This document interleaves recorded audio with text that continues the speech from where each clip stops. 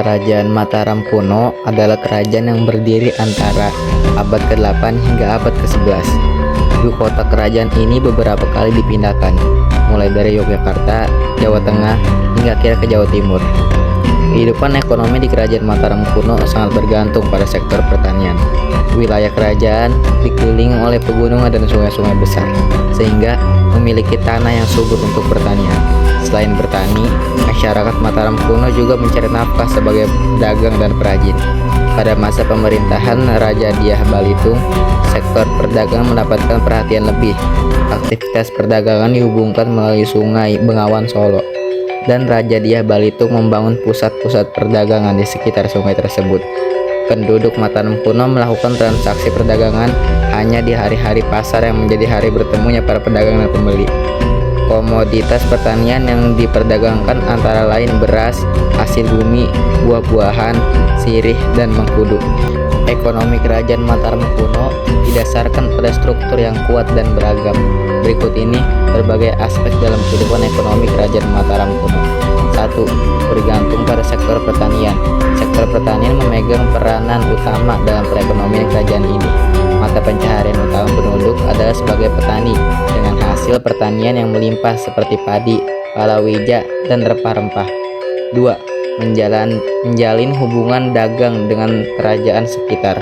Kerajaan Mataram kuno menjalin hubungan dagang yang erat dengan kerajaan-kerajaan tetangga.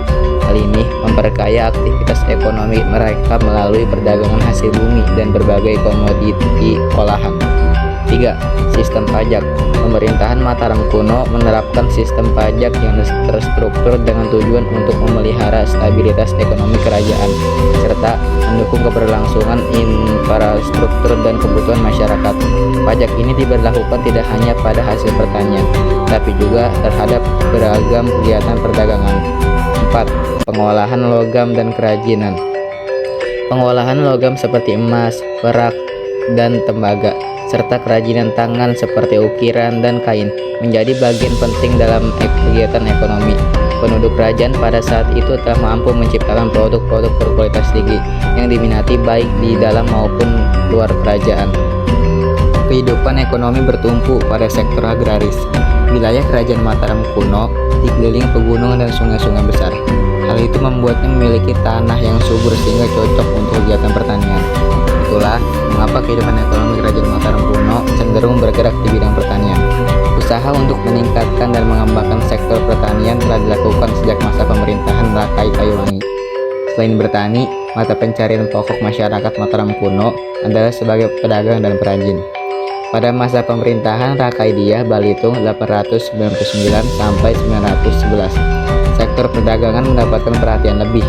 Aktivitas perdagangan dihubungkan melalui Sungai Bengawan Solo. Raja Dyah Balitung membangun pusat-pusat perdagangan di sekitar Sungai Bengawan Solo. Penduduk Mataram kuno yang melakukan transaksi perdagangan setiap hari, tapi hanya di hari-hari pasar yang menjadi hari bertemunya para pedagang dan pembeli. Komoditas pertanian yang diperdagangkan diantaranya beras, hasil bumi, buah-buahan, sirih, hingga mengkudu.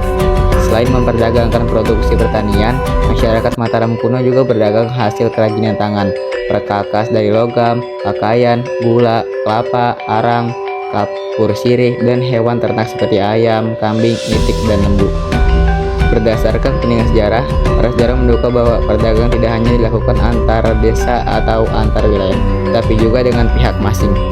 Kerajaan Mataram kuno merupakan salah satu kerajaan di Jawa yang memiliki corak agraris.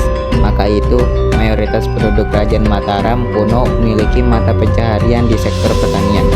Bukti bahwa perekonomian Kerajaan Mataram kuno ditopang oleh sektor agraris adalah keterangan dalam Prasasti Canggal yang menjelaskan bahwa tanah Jawa kaya akan padi. Selain itu, wilayah Kerajaan Mataram kuno memiliki banyak sungai dan dataran subur, baik saat periode Jawa Tengah maupun Jawa Timur.